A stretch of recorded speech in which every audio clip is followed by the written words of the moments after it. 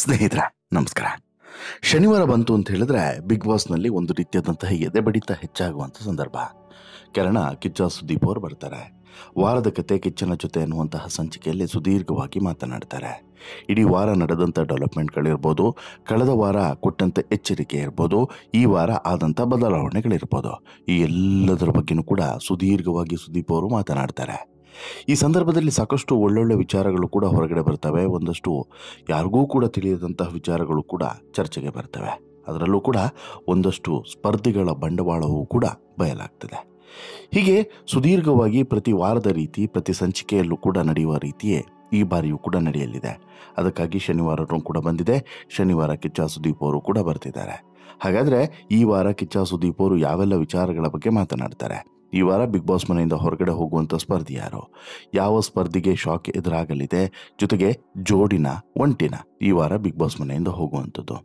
ಜೋಡಿ ಹೋದರೆ ಕತೆ ಏನು, ಒಂಟಿ ಹೋದರೆ ಕತೆ ಏನು, ಎಲ್ಲವನ್ನೂ ಕೂಡ ಎಳೆಯಾಗಿ ಬಿಚ್ಚಿಡ್ತಾ ಹೋಗ್ತೀನಿ. ಅದಕ್ಕಿಂತ ಮುಂಚೆ ನೀವಿನ್ನೂ ಕೂಡ ನಮ್ಮ ಚಾನಲನ್ನು ಸಬ್ಸ್ಕ್ರೈಬ್ ಮಾಡಿಲ್ಲ ಅಂದರೆ ದಯವಿಟ್ಟು ಕೂಡಲೇ ಸಬ್ಸ್ಕ್ರೈಬ್ ಮಾಡಿ ಸ್ನೇಹಿತರೆ.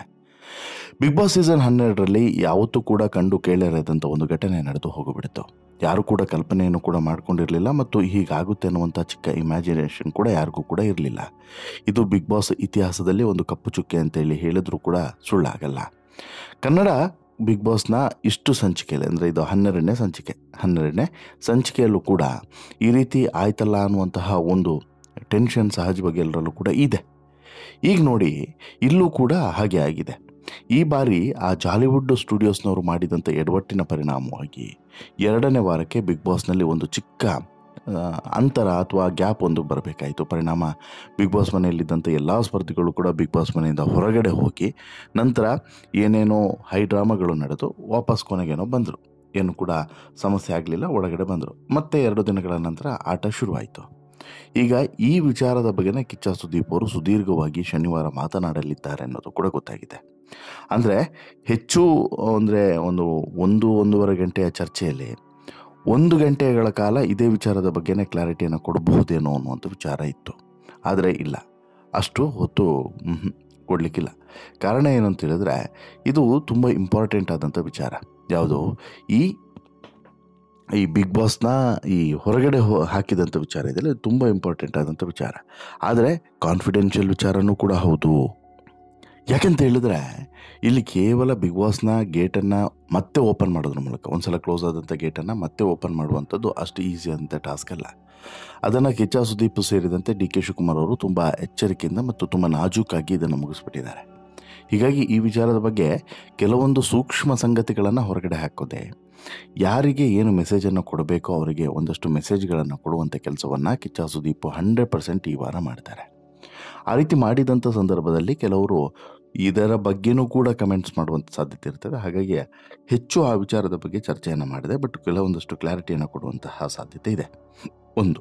ಎರಡನೇದು, ಇಡೀ ವಾರ ಸ್ಪರ್ಧಿಗಳು ಮಾಡಿದಂಥ ತಪ್ಪುಗಳಾಗಿರ್ಬೋದು, ಎಡವಟ್ಟುಗಳಾಗಿರ್ಬೋದು, ಇದ್ರ ಬಗ್ಗೆನೂ ಕೂಡ ಸ್ಪಷ್ಟವಾಗಿ ಇಲ್ಲಿ ಚರ್ಚೆ ಮಾಡ್ತಾರೆ.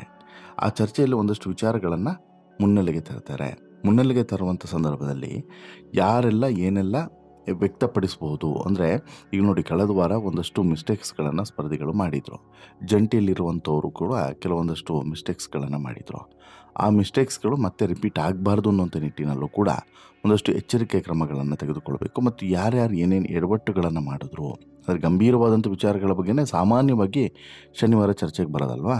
ಹಾಗಾಗಿ ಈ ಗಂಭೀರ ವಿಚಾರಗಳ ಬಗ್ಗೆ, ಆಮೇಲೆ ಪ್ರಮುಖವಾಗಿ ರಕ್ಷಿತಾ ವಾಪಸ್ ಬಂದ ಬಳಿಕ ಬಿಗ್ ಬಾಸ್ ಮನೆಯಲ್ಲಿ ನಿರ್ಮಾಣವಾದಂಥ ವಾತಾವರಣ, ಆಮೇಲೆ ಇಲ್ಲಿ ಸುದಿ ಒಬ್ಬ ಅಸುರ ರಾಜನಾಗಿ ಸರಿಯಾಗಿ ಈ ಮನೆಯನ್ನು ಹ್ಯಾಂಡಲ್ ಮಾಡಲಿಲ್ಲ ಅಥವಾ ಟಾಸ್ಕನ್ನು ಹ್ಯಾಂಡಲ್ ಮಾಡಿಲ್ಲ ಅನ್ನುವಂಥ ವಿಚಾರಗಳಾಗಿರ್ಬೋದು, ಎಲ್ಲ ಸಂಗತಿಗಳನ್ನು ಕೂಡ ಒಂದಲ್ಲ ಎರಡಲ್ಲ ಎಲ್ಲ ಸಂಗತಿಗಳನ್ನು ಕೂಡ ತುಂಬ ಎಚ್ಚರಿಕೆಯಿಂದನೇ ಹ್ಯಾಂಡಲ್ ಮಾಡ್ತಾರೆ. ಹಾಗೆಯೇ ಹ್ಯಾಂಡಲ್ ಮಾಡೋದು ಮಾತ್ರ ಅಲ್ಲ, ಅದನ್ನು ಬೇರೆ ಬೇರೆ ರೀತಿಯಲ್ಲಿ ಇವರಿಗೆ ಅರ್ಥ ಮಾಡಿಸುವಂಥ ಕೆಲಸವನ್ನು ಕೂಡ ಮಾಡಲಿದ್ದಾರೆ ಶನಿವಾರದ ಸಂಚಿಕೆಯಲ್ಲಿ.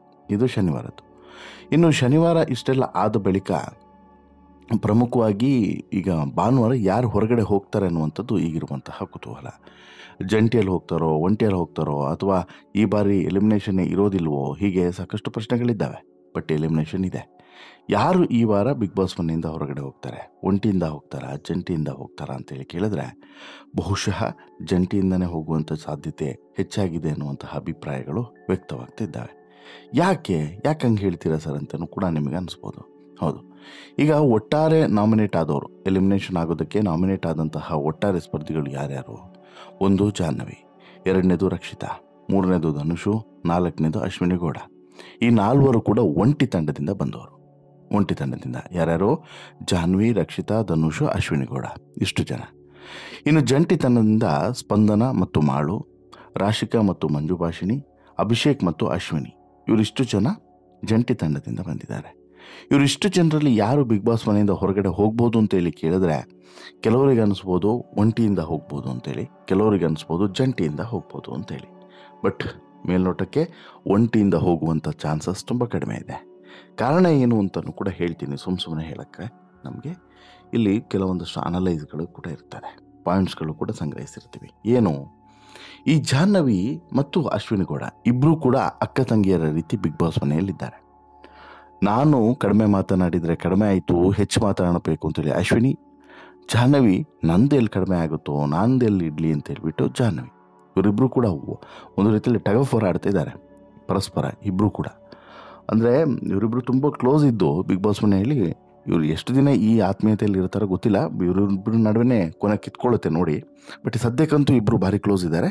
ಇವರಿಬ್ಬರಲ್ಲಿ ನಾನು ನಾನು ನಾನು ನಾನು ಅಂತ ಹೇಳ್ಬಿಟ್ಟು ಇಬ್ಬರು ಕೂಡ ಕೌಂಟರ್ ಮೇಲೆ ಕೌಂಟರ್ ಕೊಡ್ತಿದ್ದಾರೆ, ಇತರ ಸ್ಪರ್ಧಿಗಳಿಗೆ ತಾಕ್ತಾ ಇದ್ದಾರೆ ಇವರಿಬ್ಬರು.